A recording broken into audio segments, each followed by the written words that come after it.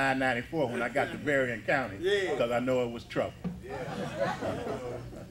I want to bring you greetings from the Black Men and Unions instructional staff. Reverend Pinkney was down a couple of weeks ago, and he turned the place out. And even though it's not a lot of us here today, they turn in a generous collection. When they pass the hat, in support of him. I just want to say a couple of things. I think it ought to be clear to all of us that we live under absolute dictatorship of capital.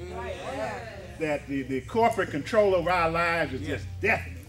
I mean, look at what done happened. 16 coal miners dead since January.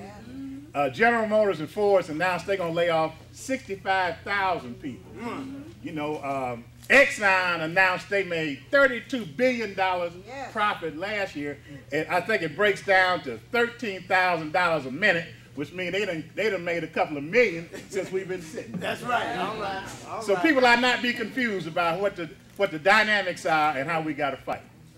I just want to say that when you fight Whirlpool here, it's like us fighting Ford and GM there. We can all embrace your struggle. That's right. I was thinking about what could I best tell you. I know when you opened up, you talked about, the few people. And, I got some experiences in the past when I've been able to see the few become the many. And I think if I could just deliver that to you, I think it would be helpful. Back in 1965, I got drafted into the Army. And I wasn't fitting to go in the U.S. Army. I wasn't going to fit to fight no Vietnamese. So we organized a little movement called the September the 10th movement. That was the day of my draft, 1965. And we propagandized all over the city. Everybody proclaimed they was against the war. Everybody proclaimed they was against the draft. Everybody proclaimed they wanted to stand up. And we propagandized for my induction date. And we called for 50,000 angry people to come to Fort Wayne Induction Center on September the 10th, 1965. When we got there, it wasn't but 9 of us. Brother John Williams in the back, right there, myself, and 7 other people. Meanwhile, the government had closed down the Army base, put everybody on cancel all leaves, brought up 50 riot rangers from Virginia and stationed them at Selfridge Air Force Base. They had done all those things, because we were prepared to go.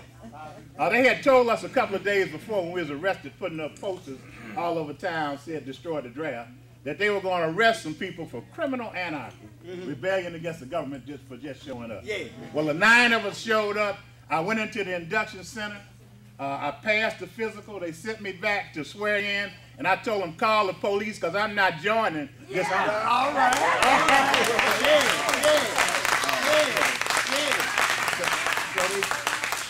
So they sent me out, declared I was a security risk, and I went back home. Now listen.